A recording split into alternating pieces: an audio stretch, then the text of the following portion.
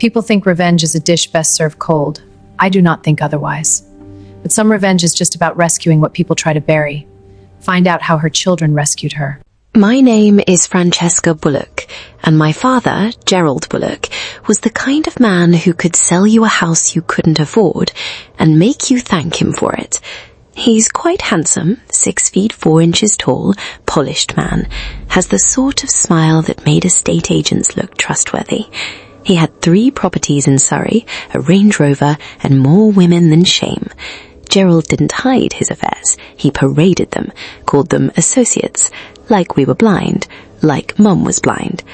I remember the Christmas when 2 of them showed up simultaneously, matching red dresses. Neither invited the other. Dad stood there with his champagne flute, completely unbothered, while they tore into each other in our sitting room, and Mum quietly disappeared upstairs. That night I pressed my ear to her bedroom door and heard her crying, that slow, defeated kind of crying that doesn't ask for anything from anyone. That really got to me. She never left him. She kept saying, "Gerald has good in him, Frankie. He just loses his way." Mum died of a heart attack in October of my 2nd year at university. She was 51. I believe grief kills people. I believe it killed her slowly, year by year, until her heart simply said enough. 4 months later, Dad had a woman named Claudine eating Sunday roast at Mum's table. That was the day something in me went very, very quiet. My brother Theo and sister Bea and I sat in Theo's flat and made a plan. Not a screaming dramatic plan, a quiet one. Dad's entire empire rested on reputation. His brand was trust. Warm Gerald Bullock, family man, community figure, church elder. His clients bought from him, not just his listings. So we decided to sell their reputation out from under him. Bea worked in graphic design.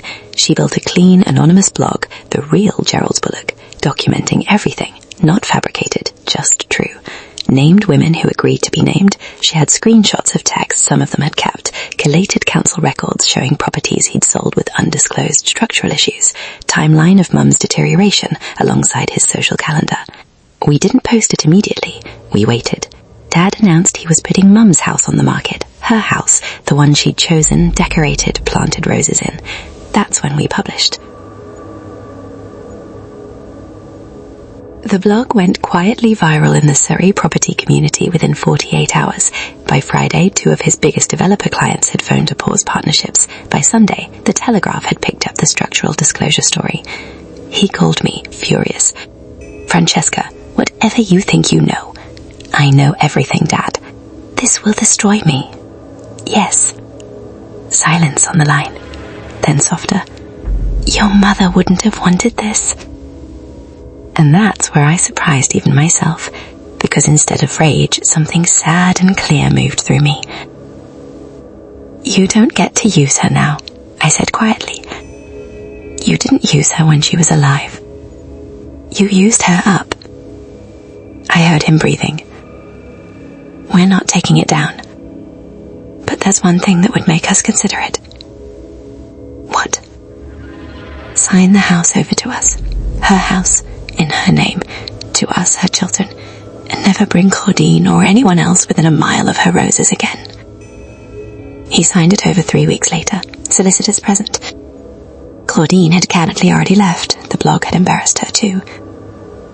Here's the part nobody expects. Standing outside Mum's house with the keys back in our hands, I didn't feel triumphant. I felt enormously, achingly sad. Because what I really wanted, what none of us could manufacture or take back through any plan, was for Dad to have simply loved her properly while she was here.